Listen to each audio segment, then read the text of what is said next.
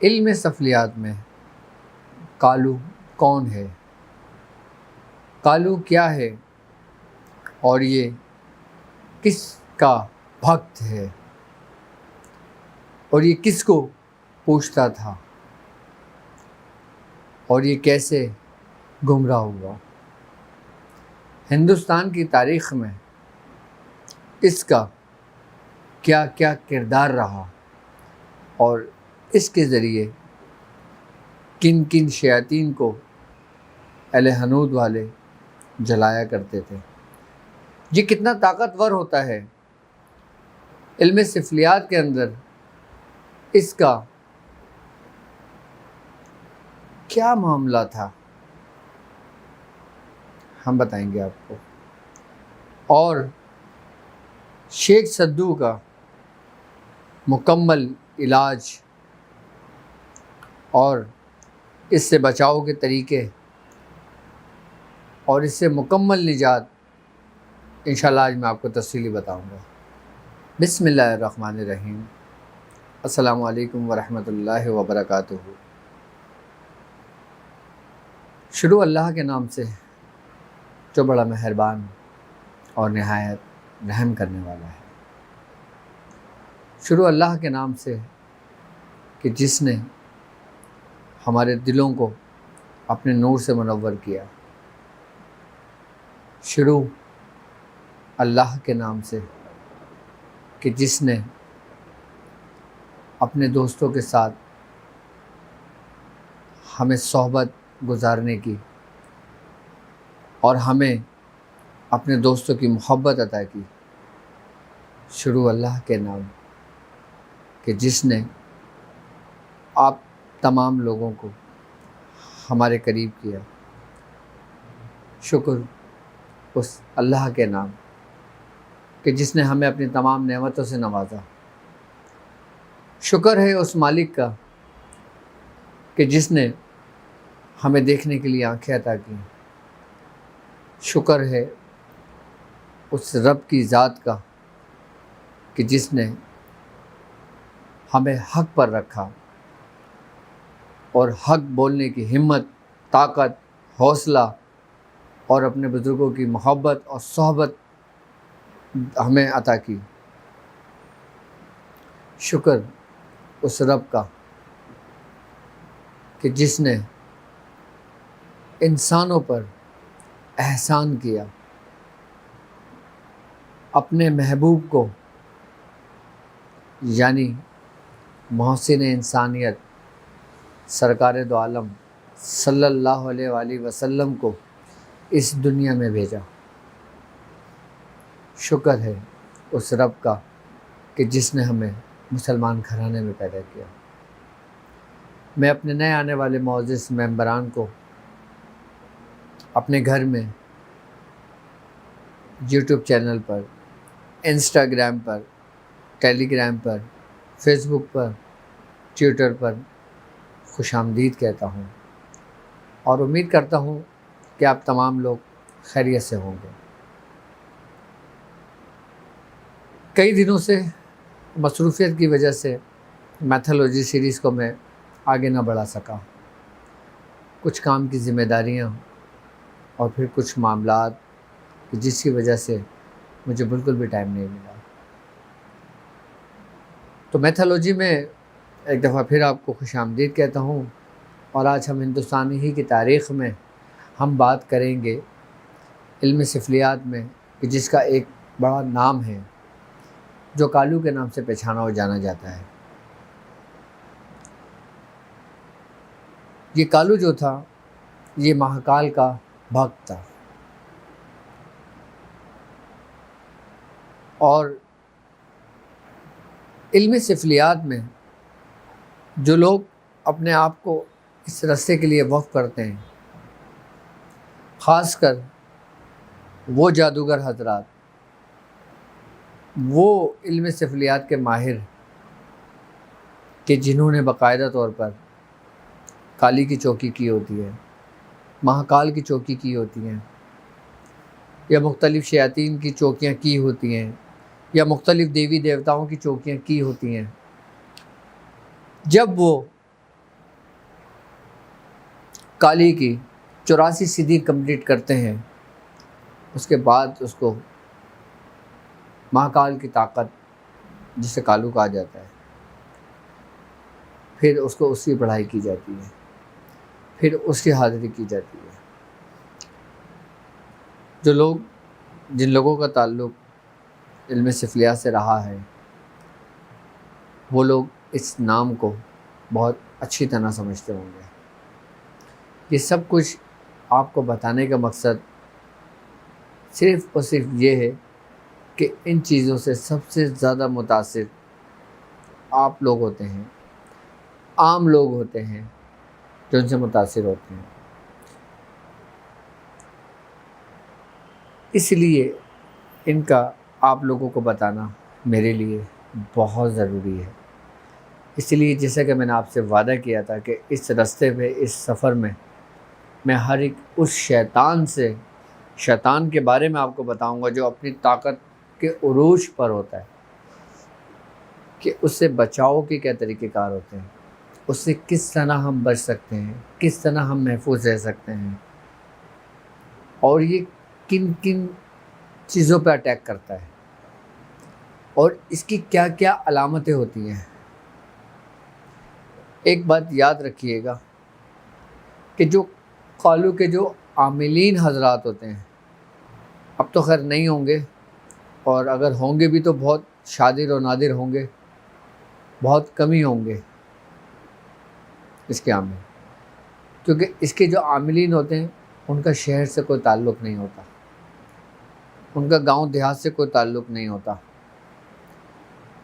وہ صرف ویرانے اور بنجاروں میں ہی اپنی زندگی بسر کرتے ہیں۔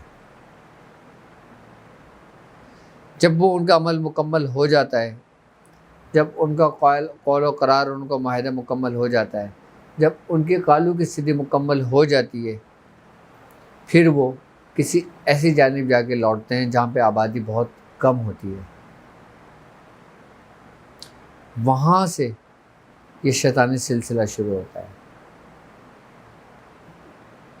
ہمارے استاد، ہمارے پیر و مرشد، ہمارے بزرگان دین فرماتے ہیں کہ جس جگہ اس شیاطین کا عامل موجود ہوتا ہے، اس کے تقریباً 1 کلومیٹر تک کا جو ایریا اس کے احاطے میں آتا ہے، وہ اس کے زیر اثر ہوتا ہے،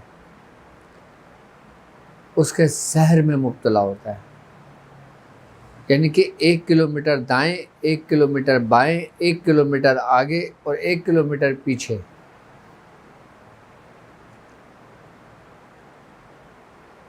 اگر ہم 1 کلومیٹر کی بات کرتے ہیں تو یہ ایکڑوں میں زمینیں جاتی ہیں، اس کا احاطہ جاتا ہے۔ تو وہ جو ہلکا ہوتا ہے، وہ جو پورا حصہ ہوتا ہے، وہ اس کے زیر آسیب ہوتا ہے، اس کا زیر سایہ ہوتا ہے، اس کے زیر سحر میں مبتلا ہوتا ہے، اور اس جگہ پہ جو کچھ لوگ ہوتے ہیں وہ سارے اسی کے معاون و مددگار بن جاتے ہیں، کیونکہ یہ اپنی طرف لوگوں کو کھینچتا ہے، اور پھر لوگوں کے اندر وہی شیطانیت پیدا کرتا ہے۔ ہندوستان کے اندر اس کا تعلق کلکتہ کا ایک شہر تھا، اس کا نام تھا گھولا گھڑ۔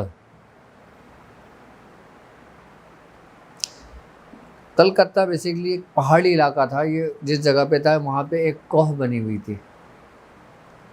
یہ بات میاں حضور فرماتے ہیں کہ اس جگہ سے اس کا تعلق تھا،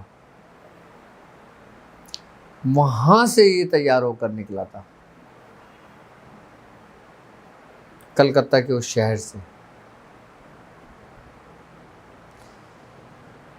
کہتے ہیں کہ جب اس کی حاضری ہوتی ہے،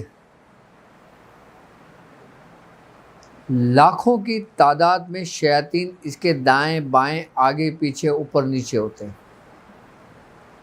اس تک وہ عامل نہیں پہنچتا جو اس کے مقابل ہوتا ہے۔ اس کا مقابلہ اتنا آسان نہیں ہوتا، کیونکہ اس کا اینڈ، اس کا اختتام یہی ہوتا ہے کہ یہ اپنے ساتھ جس کے اوپر ہوتا ہے، یا تو اپنے ساتھ لے جاتا ہے اس کو، یا پھر اس کو مار دیتا ہے۔ کچھ ہی عمل کے طریقہ کار بزرگوں نے تعلیم کیے ہیں جو ان کے شر سے اس کو محفوظ رکھتے ہیں۔ آج میں آپ کو اس کے وہ طریقہ کار سمجھاؤں گا۔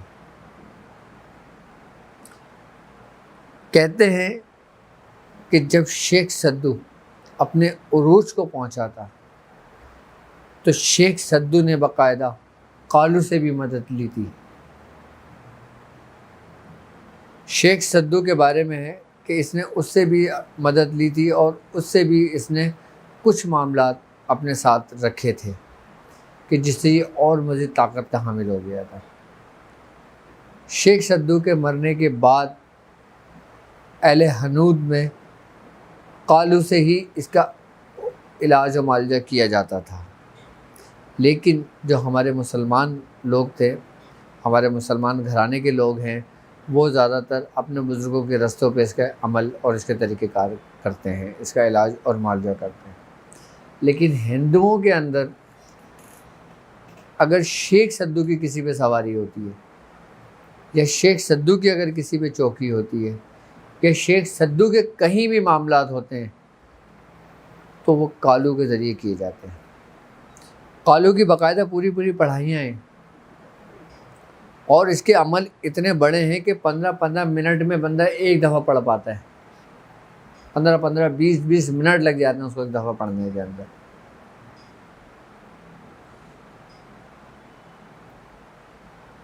اور اتنے خطرناک عمل ہوتا ہے کہ یہ اپنے عامل کو ایک لمحے کے لیے نہیں چھوڑتا۔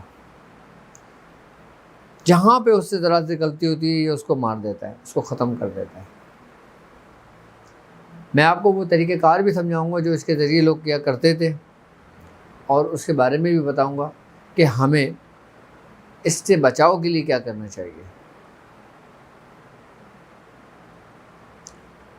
اب بعض اوقات کچھ لوگوں کے اوپر اس کی حاضریاں بھی ہوتی ہیں، لیکن جب اس کے اوپر اس کی حاضریاں ہوتی ہیں تو اس کے 152 روپ ہیں۔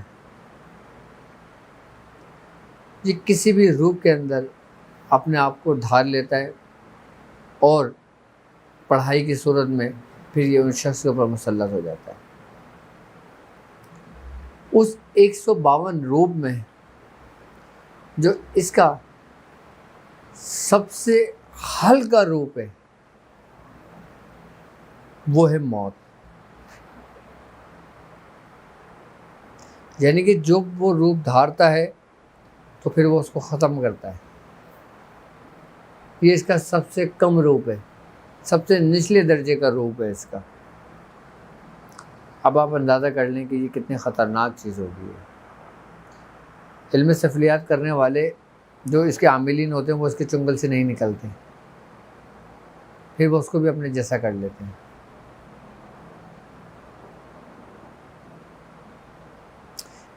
لیکن شکر ہے اس رب کی ذات کا کہ جس نے اپنے محبوب کی صورت میں اپنے کچھ خاص دوستوں کو اس دنیا میں بھیجا، کہ جنہوں نے ایسے ہی شیاطینوں سے باقاعدہ طور پہ جنگیں کی، اور باقاعدہ طور پہ ان کے بچنے کے لوگوں کو طریقہ کار سمجھائے، لوگوں کو احتیاطی تدابیر بتائیں، لوگوں کو بتایا صرف اور صرف انہی شیاطینوں کی بچنے کے لیے کہ ان کے شر سے، ان کے نقصان سے محفوظ رہے۔ آپ یہ دیکھیں کہ سرکار دو عالم صلی اللہ علیہ وآلہ وسلم کا فرمان ہے، آپ نے فرمایا کہ جب سورج غروب ہو جایا کرے تو گھر کی کھڑکیاں دروازے بند کر دیا کریں، برتنوں کو اوندھا کر دیا کریں، کیونکہ اس وقت شیطان آزاد ہو جاتے ہیں۔ یہی وہ شیطان ہے جو انہی صورتوں میں ظاہر ہوتے ہیں،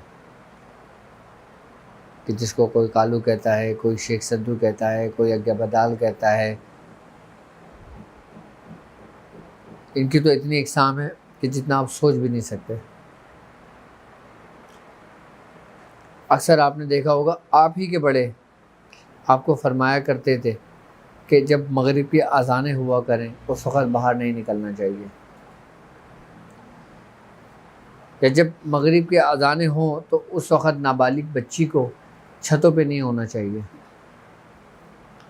یا جب مغرب کی اذان کا ٹائم ہو اس وقت جھاڑو نہیں دینا چاہیے۔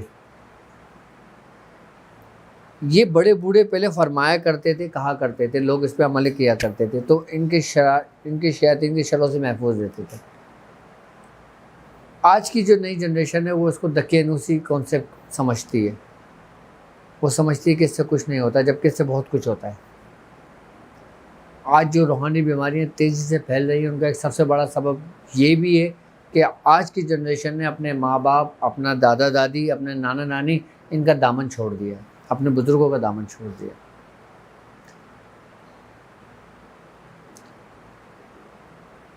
جو پہلے زمانے کے لوگ تھے ان کی باتوں میں سچائیاں تھیں، کیونکہ ان معاملات انہوں نے اپنی آنکھوں سے دیکھے ہوئے تھے، اپنے کانوں سے سنے ہوئے تھے، اس لیے وہ بہت احتیاط کرتے تھے۔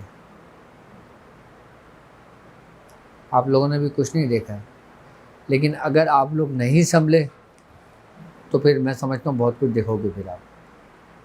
اب پہلے میں آپ کو بتا دوں کہ جب کسی کے اوپر کالو کا عمل کیا جاتا ہے، کالو کی چوکی لگائی جاتی ہے،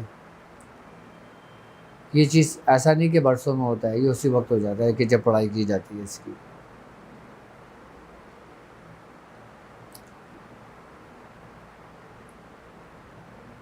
سب سے پہلے جب یہ چیز انسان کے اوپر حاضر ہوتی ہے تو یہ اپنی صورت بدل لیتی ہے، آنکھیں پلٹ جاتی ہیں، ہاتھ پیر بالکل مڑ جاتے ہیں، اور جسم ایسا ہو جاتا ہے جیسے ٹیڑھا، اور یہ پھر اسی مریض کی صورت میں اپنا ریفلیکشن دکھاتا ہے۔ جی ہاں، یہی اس کی علامتیں ہوتی ہیں، اور یہ خود کہتا ہے باقاعدہ۔ اچھا، اس کی ایک بڑی علامت یہ بھی ہوتی ہے کہ جس جگہ پر یہ آتا ہے، یا جس جگہ اس کی حاضری ہوتی ہے، یا جس جگہ اس کے عمل کی پڑھائی کی جاتی ہے، تو اس مریض کے پاس رہنے والے، اس کا گھر، اس میں سے ایسی بدبو آتی ہے جیسے آپ نے گوبر کی بدبو دیکھی ہے، آپ نے سونگھی ہوگی، اس ٹائپ کی بدبو آنی شروع ہو جاتی ہے گھر کے اندر، اور ایسی بالکل واضح آتی ہے کہ جیسے گھر کے آگے گوبر پڑا ہو یا گھر کے اندر کہیں نہ کہیں گوبر رکھا ہو۔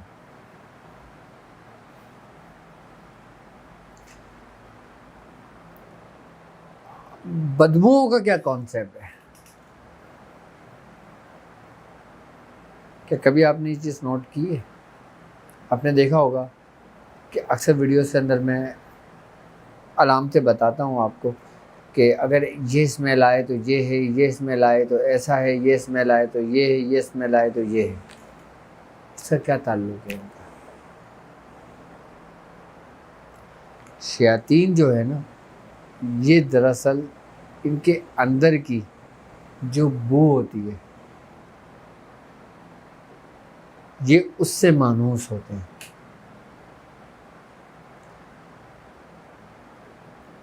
چھوٹے شیاطین بڑے شیاطینوں پہ ایسے چپکتے ہیں اسی بو کی وجہ سے، اور جو عاملین جب ان کی پڑھائیاں کرتے ہیں ان کے آنے سے پہلے اس کو وہ بو آنا شروع ہوتی ہے، وہ عامل ان بوؤں کو سونگھتا ہے اور وہ یہ کہتا ہے، یہ سمجھتا ہے کہ میرا کام بالکل صحیح چل رہا ہے۔ جو بو تیز آنی شروع ہو جاتی ہے تو عامل مطمئن ہو جاتا ہے کہ میرا عمل صحیح چل رہا ہے۔ ان بوؤں کا ہی کانسیپٹ، ان بوؤں کا ہی تعلق ہے یہ، جو ایک جگہ سے دوسری جگہ منتقل ہوتے ہیں۔ یہ باقاعدہ طور پہ ہواؤں کا استعمال کرتے ہیں۔ علم سفلیات کے اندر بدبوؤں کا بہت گہرا تعلق ہے۔ شیاطینوں سے بہت گہرا تعلق ہے اس کا۔ کچھ بدبوئیں کسی شیاطین کے موافق ہوتی ہیں، کچھ بدبوئیں کچھ شیاطین کے مخالف ہوتی ہیں، یعنی کہ چڑھتی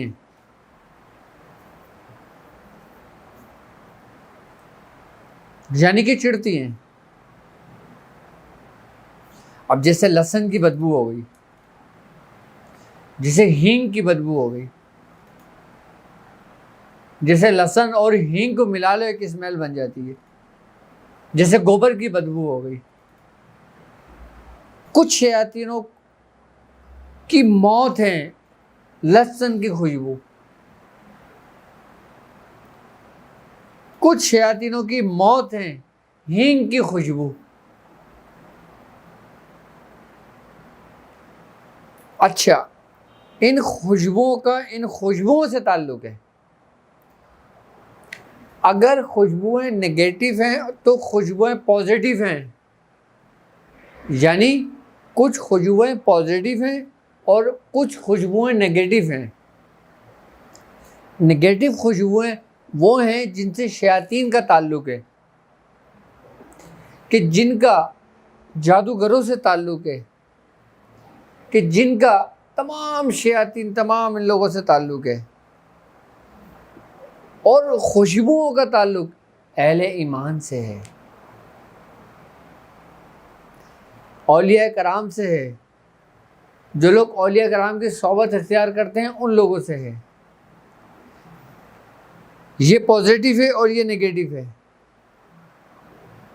آئی بات سمجھ میں؟ اس کا علاج اس سے ممکن ہے، اس کا علاج اس سے ممکن نہیں ہے، کیونکہ بدبو سے آپ خوشبو نہیں ختم کر سکتے، لیکن خوشبو سے بدبو ختم کی جا سکتی ہے۔ کبھی ایسا ہوا ہے کہ خوشبو زیادہ ہو گئی آپ نے تھوڑی سی بدبو جلا لی ہے؟ نہیں نا؟ لیکن ہاں، جب آپ کو بدبو فیل ہوتی ہے تو آپ خوشبو فوراً جلا لیتے ہیں اور وہ اس کی بدبو ختم ہو جاتی ہے اس سے۔ تو انہی کا تعلق انہی سے ہے، شیاطین کا تعلق انہی بدبوؤں سے ہے، اور خوشبوؤں کا تعلق اولیاء کرام سے ہے، باقاعدہ اہل ایمان والوں سے ہے، اچھی چیزوں سے ہے، روحانیت سے ہے، قرآن سے ہے، باقاعدہ خوشبوؤں کا تعلق۔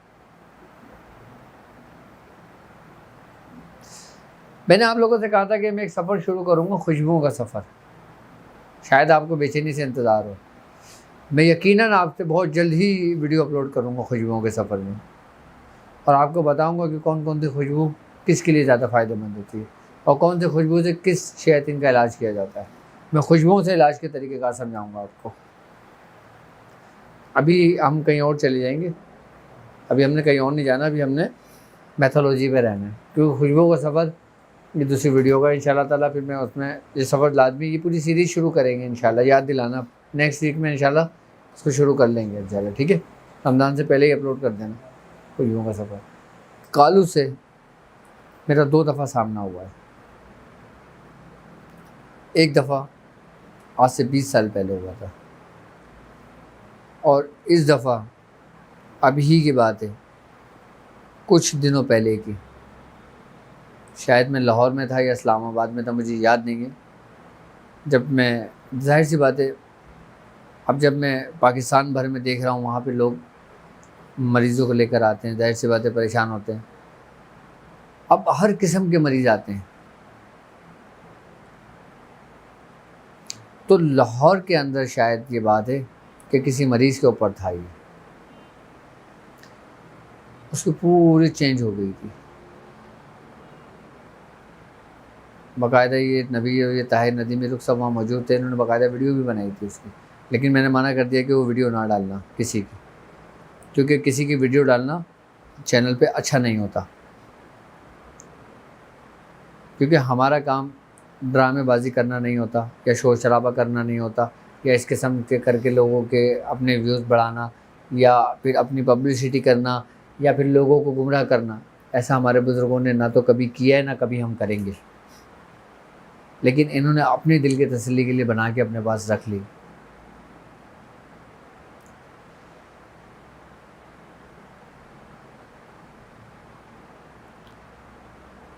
تو یہ اس کی علامتیں ہوتی ہیں. اور پورے گھر متاثر کر دیتے ہیں یہ. اچھا، کالو جو تھا نا، یہ بیسیکلی مہاکال کی ریاضت تھا. مہاکال نے جب اس پہ ریاضت کری تھی، اور جب ریاضت کرنے کے بعد اس نے جو روپ دھارا تھا وہ کالو کا روپ تھا.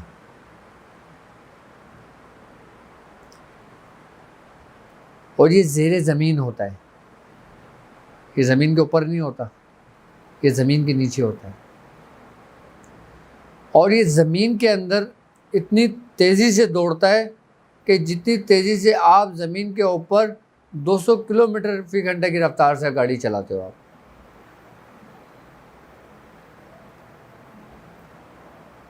یہ زیر زمین ہوتا ہے یہ، اور زمین کے نیچے سفر کرتا ہے یہ اپنا. اور اس کے بارے میں کہتے ہیں کہ یہ جو ہوتا ہے، جو بے ایمان لوگ مرے ہوئے ہوتے ہیں، جو زمین کے اندر ہوتے ہیں، یہ ان کی خوراک بنتا وقت وہاں سے گزر جاتا ہے، اپنی خوراک بنا لیتا ہے ان کو. کتنا ظالم اور کتنا طاقتور ہوگا یہ کالو. یہ رہتا ہی زیر زمین ہے. اس کی جب حاضری ہوتی ہے تو زمین پھٹتی ہے، زمین سے نکلتا ہے. یہ میں کالو کی بات کر رہا ہوں آپ سے. یہ بہت خطرناک ہے. ہندوستان کے اندر لوگ اس کو جانتے ہوں گے، اس کے نام کو پہچانتے ہوں گے. کالو کون تھا، کیسے یہ بنا، کیسے اس نے شیاطینی قوتیں حاصل کری، اور کہاں اس کا مسکن تھا، کہاں یہ قائم مقام ہوا، کہاں اس کی کیا خوراک تھی، اور کیا کیا علامتیں ہوتی ہیں جب اس کی عمل ہوتا ہے. تو یہ شاید آپ کو پہلی دفعہ پتہ چلا. آج بھی جو ہندوؤں کے اندر جو بڑے بڑے گرو ہوتے ہیں، جو پنڈت ہوتے ہیں، وہ باقاعدہ طور پہ اس کو جانتے ہیں. اس کی باقاعدہ پورے عمل ہیں، پوری چوکیاں ہیں اس کی، جو مختلف شیاطین کو جلانے کے لیے پڑی جاتی ہیں. یعنی کہ شیطان کو شیطان سے ہی مار رہے ہیں. ہاں، تو یہ زیر زمین ہوتا ہے. یہ طاقت کا اندازہ اس کا آپ کو ہو گیا ہوگا. ان شیاطینوں کا علاج کیا علاج ہے اس کا؟ سب سے پہلے آپ لوگ اپنے گھر میں نماز کا اہتمام کریں. اپنے آپ کو شریعت کے دائرے میں رہ کے اپنی زندگی کو گزاریں، اور اپنے بزرگوں کی رسی کو مضبوطی سے تھام کر رکھیں. جو لوگ اپنے بزرگوں کی رسی کو چھوڑتے ہیں نا، پھر وہ ایسے مرضی میں مبتلا ہوتے ہیں.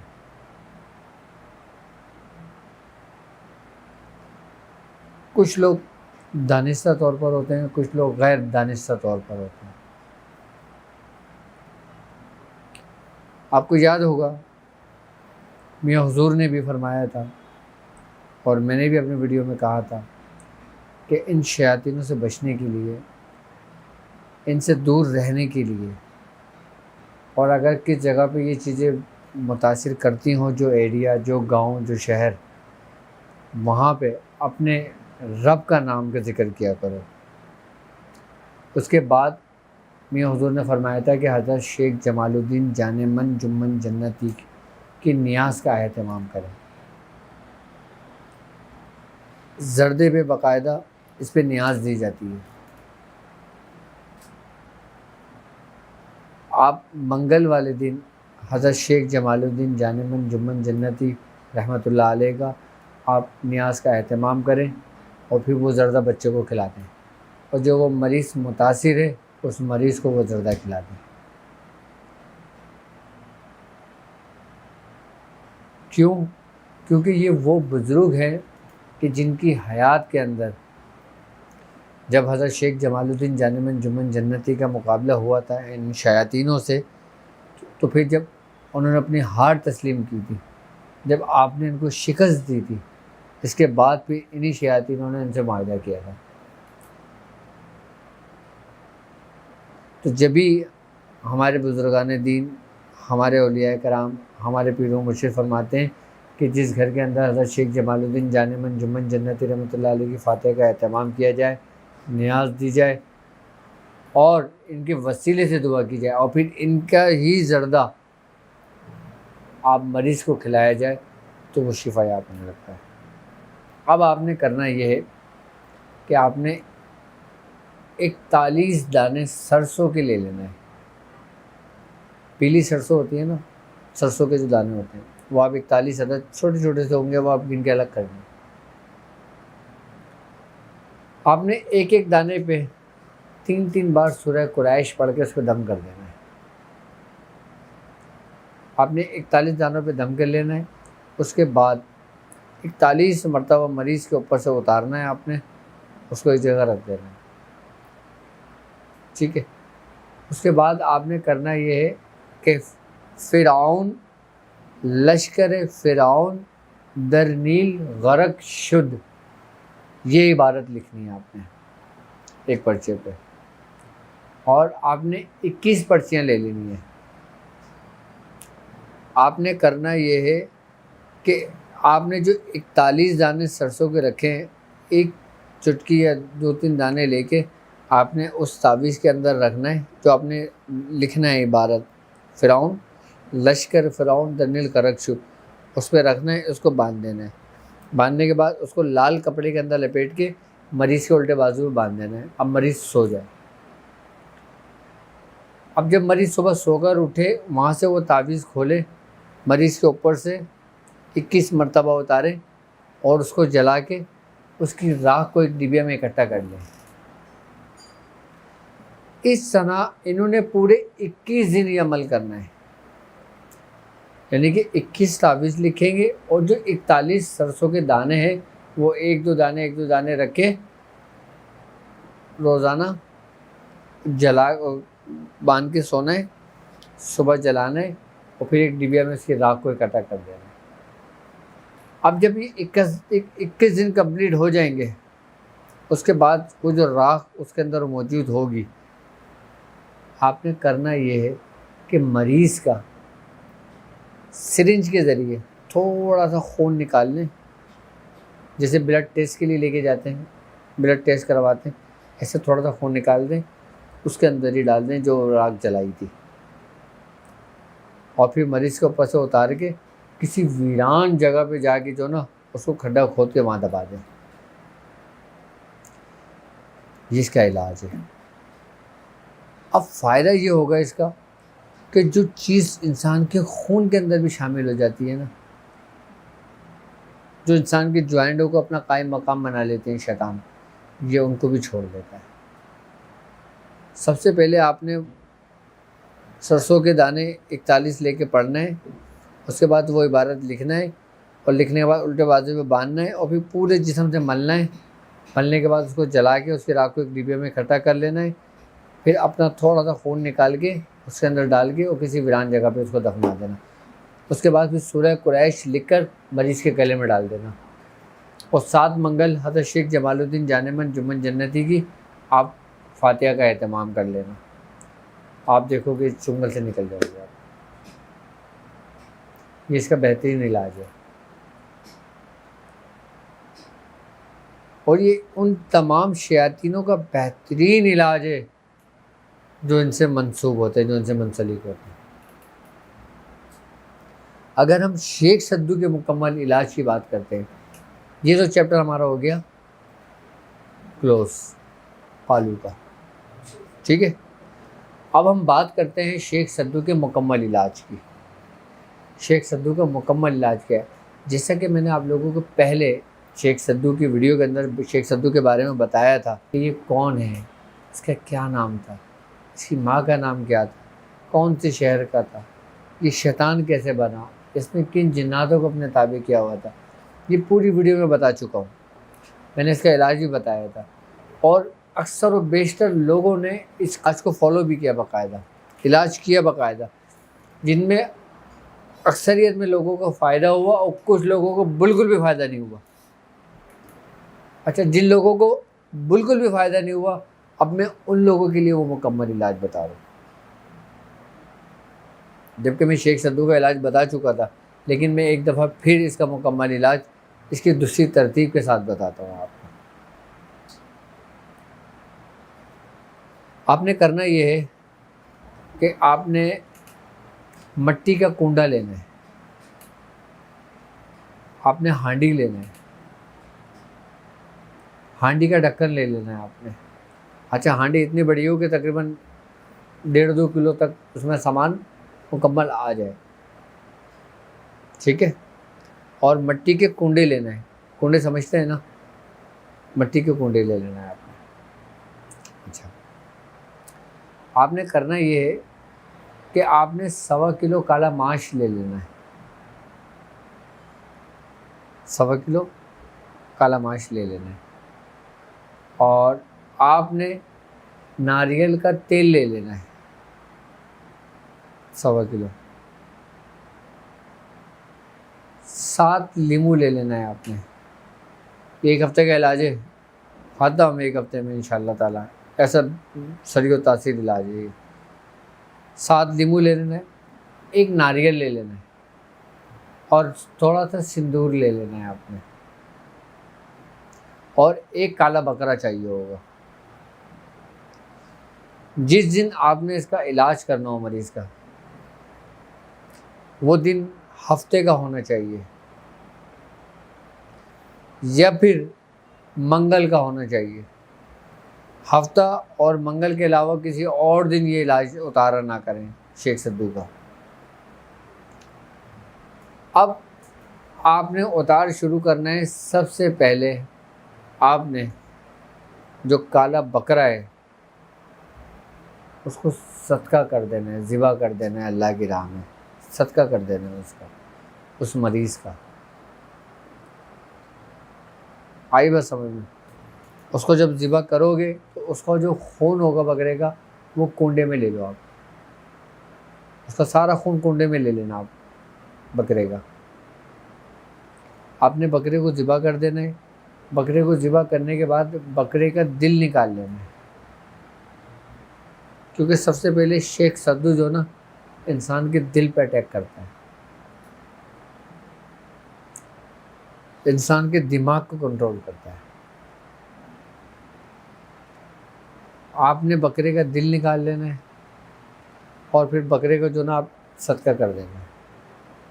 اب آپ کے جو کام کا ہے وہ بکرے کا خون جو کنڈے کے اندر موجود ہے اور جو دل جو کنڈے کے اندر رکھا ہوا ہے، اب آپ نے وہ چیز کنڈا اور دل مریض کو بٹھا کر اس کے اوپر سے 21 مرتبہ اتارنا ہے.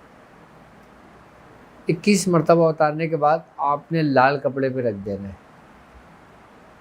اچھا، یہ خیال رکھنا کہ جب یہ عمل کر رہے ہو نا تو گھر کے اندر بچہ کوئی نہ ہو.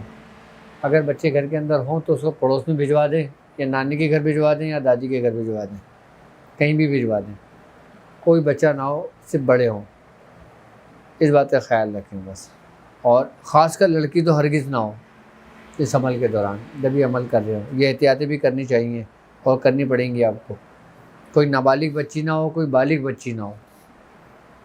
ہاں، جب یہ عمل کر رہے ہو، اتار کر رہے ہو شیخ سدو کا. تو آپ نے لال کپڑا بچھا دینا ہے. آپ نے جو کنڈے کے اندر جو خون اور جو دل ہے وہ اس کو پس 21 مرتبہ اتارنا ہے. اتارنے کے بعد آپ نے اس کو رکھ دینا ہے. اس کے بعد کالا ماش مریض نے اپنے پورے بدن سے ملنا ہے اور اس کو ہانڈی میں ڈال دینا ہے. اور جو ناریل کا تیل ہے وہ کھول کر ہانڈی میں ڈال دینا ہے. اور جو بکرے کا خون تھا وہ ہانڈی میں ڈال دینا ہے. اور جو دل تھا اس کے 3 حصے کر دینا ہے. ایک حصہ ہانڈی میں ڈال دینا، ایک حصہ قبرستان میں جا کے دبا دینا، ایک حصہ سمندر میں لے جا کے پھینک دینا. سمندر نہ ہو تو نہر میں ڈال دینا، نہر نہ ہو تو دریا میں ڈال دینا، دریا نہ ہو تو کہیں بھی ایسی جگہ پہ ڈال دینا جہاں پہ پانی بہتا ہو یا پانی کھڑا ہو یا جھیل ہو یا کوئی بھی پانی ہو، چاہے کوئی گندا پانی ہو، کوئی بھی پانی ہو، اس میں ڈال دینا۔ 3 حصے کر لیا آپ نے، ایک حصہ آپ نے ہانڈی میں ڈال دیا، ماچھ ہانڈی میں ڈال دیا، تیل ہانڈی میں ڈال دیا آپ نے، اور اس کے بعد آپ نے کرنا یہ ہے کہ سندور جو ہے نا، سندور ناریل کے اوپر لگا کر مریض کے اوپر سے اتار کر، مریض کے اوپر سے اتار کر آپ نے وہ الگ رکھ دینا ہے۔ لیمو مریض کے اوپر سے اتار کے وہ الگ رکھ دینا ہے۔ اب آپ نے سب کچھ ڈال دیا ہانڈی کے اندر، ڈھکن بند کرا، آٹا لگا کے پورا اوپر سے پیک کر دیا۔ جب یہ پورا پیک ہو گیا، آپ نے اس کو اٹھا کے 2 گھنٹے کے لیے چولہے پہ جلا دیا آپ نے اس کو۔ اچھا 2 گھنٹے 3 گھنٹے جلنے کے بعد اس میں بڑی بدبو آئے گی، ہاں، اور جیسے جیسے بدبو ہانڈی میں سے نکلے گی، ایسے ایسے بدبو مریض کے جسم سے نکلے گی۔ یہ باقاعدہ خود آپ دیکھنا یہ عمل جب کرو گے تو، جیسے جیسے مریض کے جسم سے وہ بدبو نکلتی رہے گی، مریض ٹھیک ہونے شروع ہو جائے گا۔ جب تک وہ چولہے پہ جلتا رہے گا، جسم نسوں سے بدبو نکلتی رہے گی مریض کی۔ جب وہ 3 گھنٹے پورے ہو گئے، آپ نے ہانڈی اتاری، کھولنا نہیں ہے، آپ نے اسی لال کپڑے میں لپیٹا، اس کے اوپر ناریل رکھا جس کے اوپر سندور لگایا تھا، اس کو ڈھکا۔